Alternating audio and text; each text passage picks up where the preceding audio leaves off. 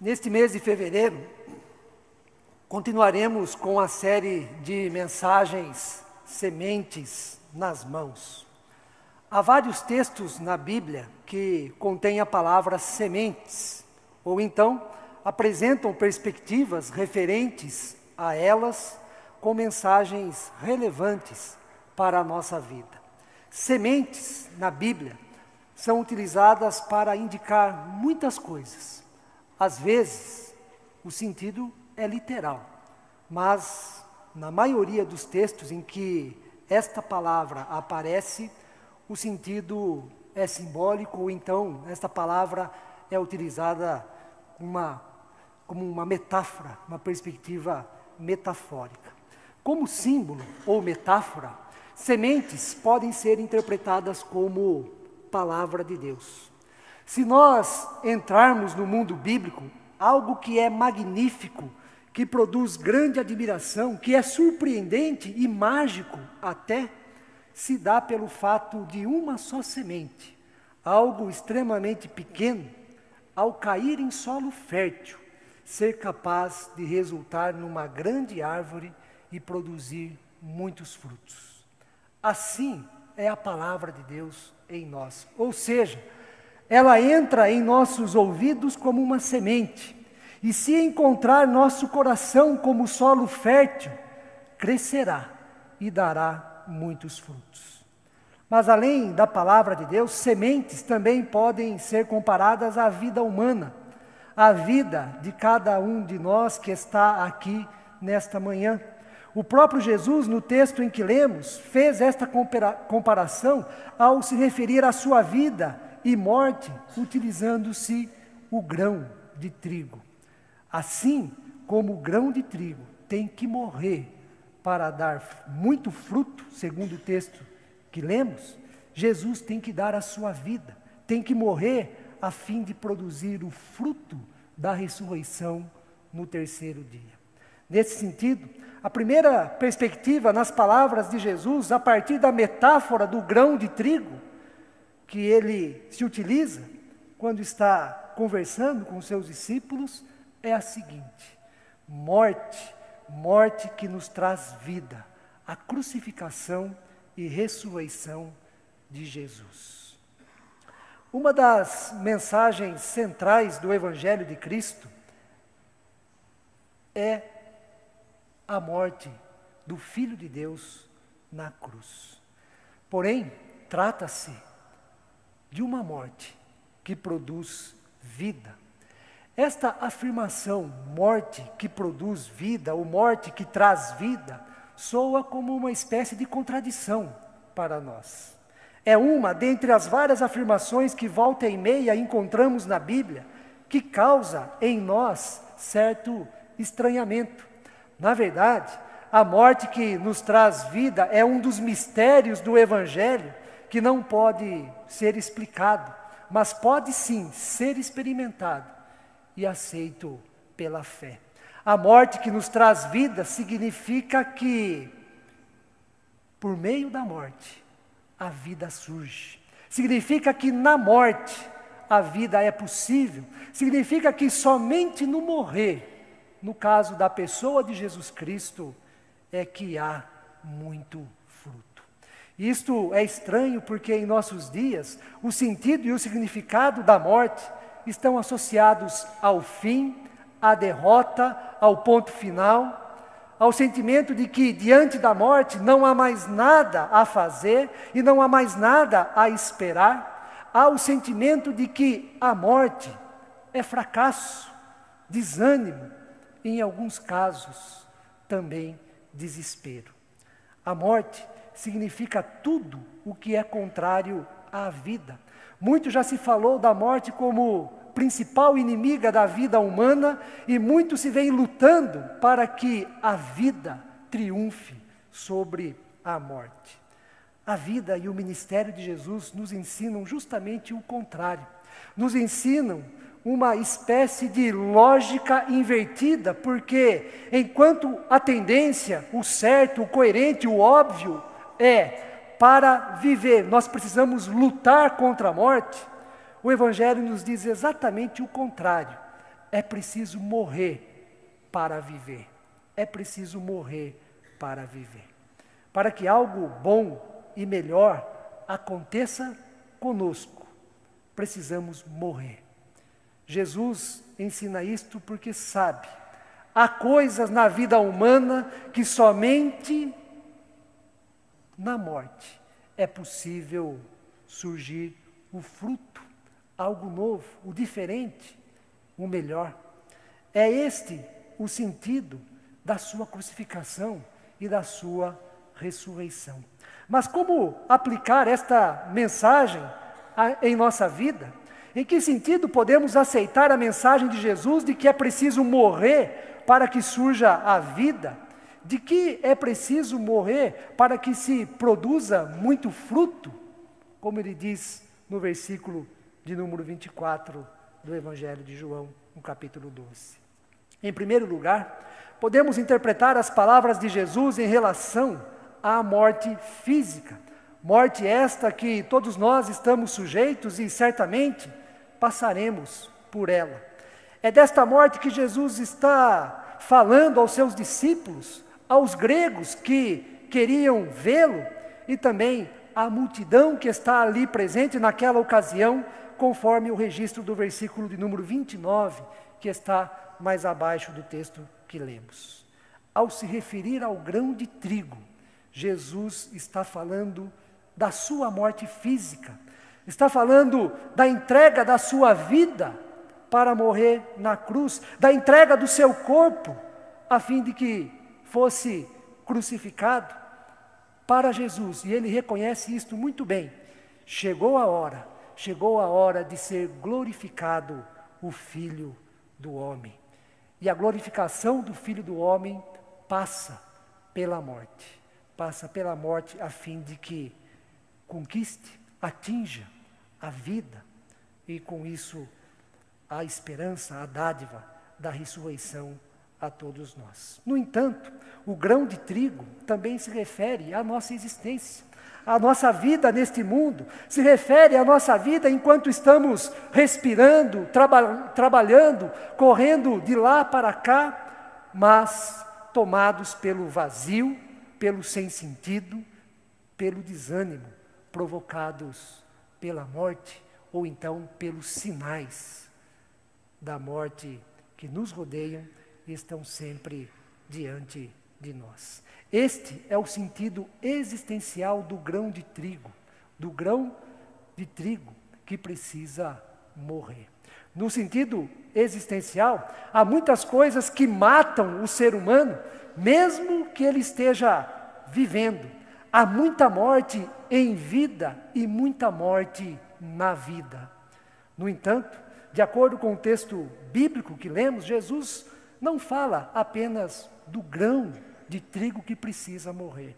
Ele fala também do grão de trigo que precisa morrer para que por meio desta morte seja possível muito fruto. Ele fala da morte que nos traz vida, pois se o grão de trigo cair na terra e morrer, produz muito fruto, mas se não morrer, fica só e não serve para nada. Deste modo, em relação à sua morte física, Jesus sabe que precisa morrer para ser possível a ressurreição, sabe que precisa morrer para a vida triunfar sobre a morte, é preciso que ele morra para que possamos viver a alegria da vida eterna. E o fruto que nós recebemos do Evangelho, a partir da morte de Jesus, é a alegria, a esperança, a certeza na vida eterna. Este é o fruto da nossa morte física. Esta é a mensagem do Evangelho, a esperança que todos nós cristãos devemos ter em relação ao nosso dia, ao dia que partirmos deste mundo, em relação à nossa morte física, a vida eterna, a vida que vence a morte, a vida na sua máxima plenitude, a vida glorificada, como foi glorificado o Filho do Homem. Em relação ao sentido existencial, a nossa vida neste mundo, num outro momento do Evangelho de João, Jesus fala da vida abundante. quando ele vai dizer que é o bom pastor, no capítulo 10, no versículo 10 também do Evangelho de João, ele diz assim: eu vim para que tenham vida e a tenham em abundância. Vida abundante, vida em abundância em Jesus é vida autêntica, é vida com sentido, é vida também na sua plenitude, apesar da finitude humana, apesar de todas as nossas limitações e riscos neste mundo. Mas, para vivermos a vida abundante, Jesus sabe que há certas coisas em nós que precisam morrer. Há coisas presentes em nosso coração que nos levam à morte. Há pensamentos e sentimentos que determinam a nossa vida e influenciam nossas atitudes, palavras e decisões que precisam morrer. Para desfrutarmos da vida abundante, nós precisamos passar pela experiência da morte. Para que a vida seja melhor e sejamos mais felizes, é preciso que certas coisas morram dentro de nós. É preciso passar pela morte. É preciso que o grão de trigo, que é a palavra de Deus, encontre em nosso coração o solo fértil, a fim de produzir o fruto da vida abundante. Quero citar rapidamente algumas coisas que nos levam à morte, mesmo em vida. Quero citar algumas coisas de maneira rápida para os irmãos e irmãs que precisam morrer dentro de nós, a fim de que a vida abundante seja possível. E esta é a experiência da morte que nos traz vida. Por exemplo, é preciso morrer o egoísmo para que haja o reconhecimento e a valorização do outro. É preciso morrer o ódio ou a raiva para que haja a paz. É preciso morrer a intolerância para que haja o respeito e a justiça. É preciso morrer o orgulho para que haja o perdão.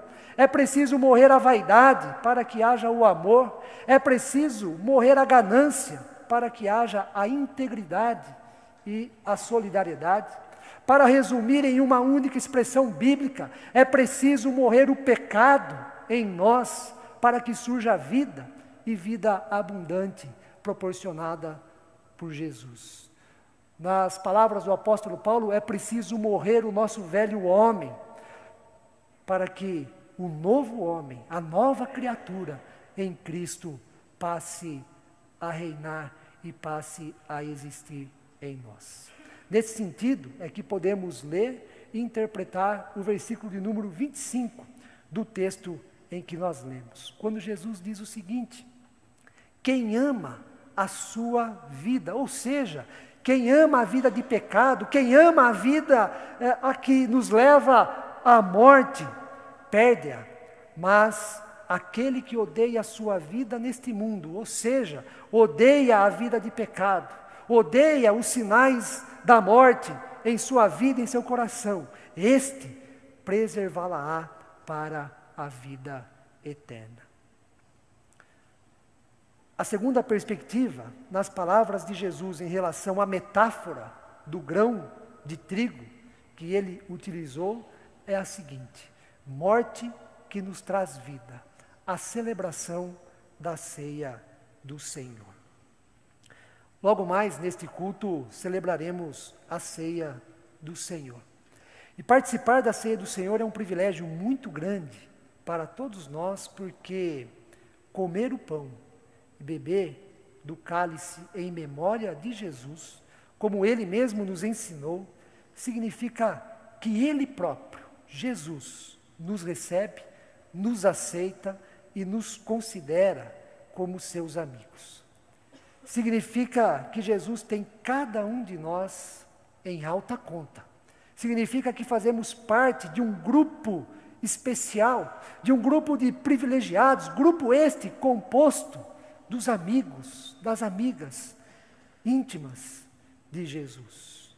Em outras palavras, comer o pão e beber do cálice em memória de Jesus, significa o próprio Jesus dizendo a cada um de nós nesta manhã: venha, meu amigo, venha, minha amiga, sente-se comigo à mesa, comamos o pão e bebamos o cálice. E ao fazermos isto, compartilhe comigo da experiência do grão de trigo que produz fruto. Compartilhe da experiência do grão de trigo que produz vida. Compartilhe da experiência de morrer para ter vida. E deste modo, pela fé, receba, meu amigo, minha amiga, diz Jesus, o perdão dos seus pecados, a comunhão com o Pai Todo-Poderoso, receba também a alegria da salvação e a esperança da vida eterna.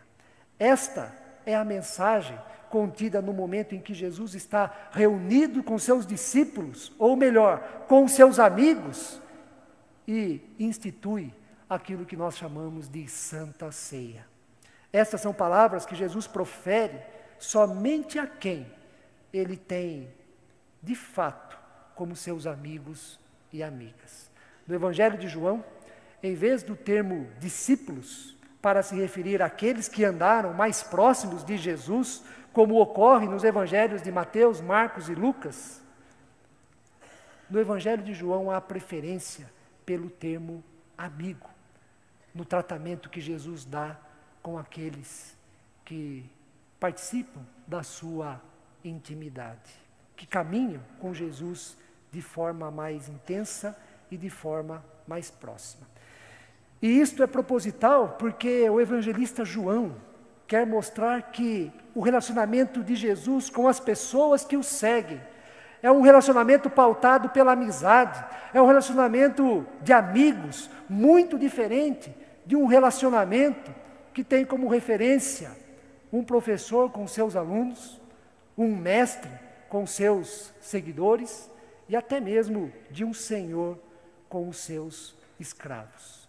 O versículo mais claro do Evangelho de João nesse sentido é o que está no capítulo 15, versículo também de número 15, em que Jesus diz assim aos seus discípulos, ou melhor, aos seus amigos e amigas: já não vos chamo servos, porque o servo não sabe o que faz o seu senhor, mas tenho-vos chamado amigos, porque tudo quanto ouvi de meu Pai vos tenho dado a conhecer.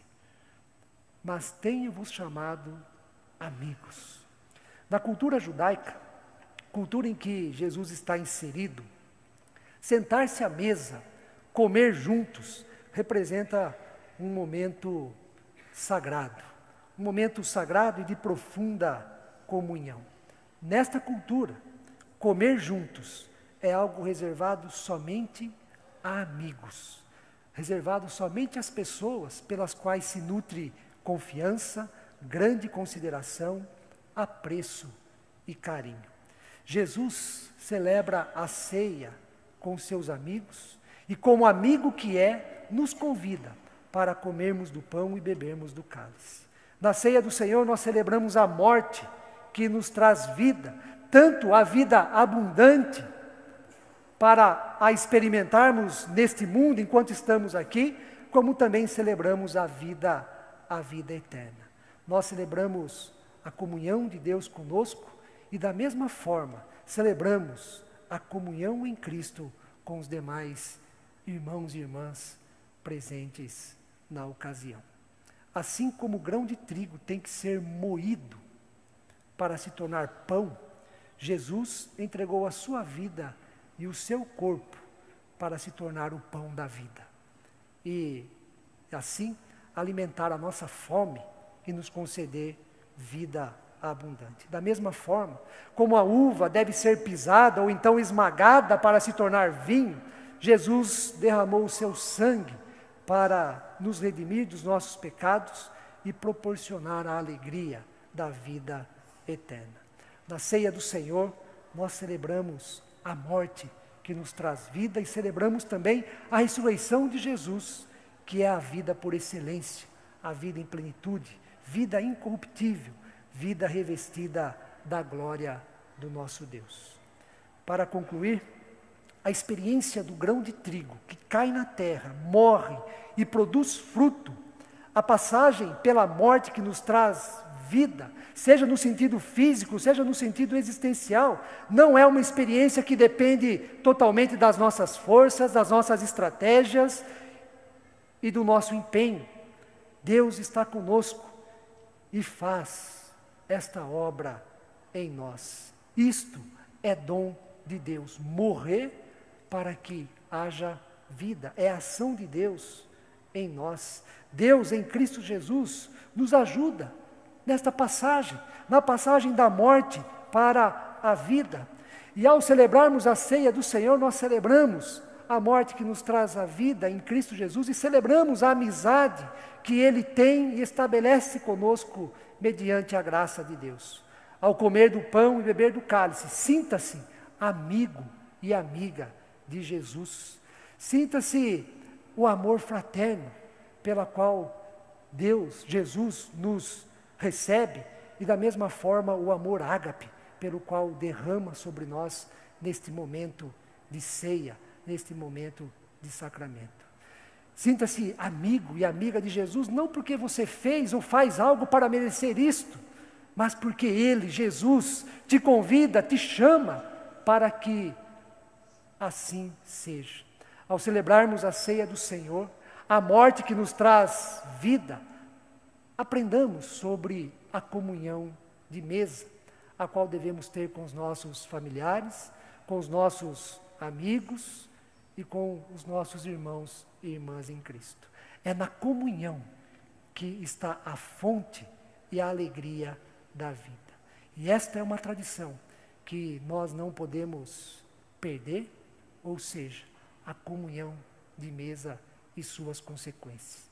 Ao celebrarmos a ceia do Senhor, apropriemo-nos da rica experiência de vida e fé escrita pelo apóstolo Paulo na carta aos Romanos, no capítulo 6, o versículo 6 e o versículo 8, em que o apóstolo Paulo diz assim: sabendo isto, que foi crucificado com ele, ou seja, Cristo, o nosso velho homem. Ora, se morremos com Cristo, cremos que também com ele viveremos. E que a vida de Cristo esteja presente no coração e na vida de todos nós nesta manhã. Amém.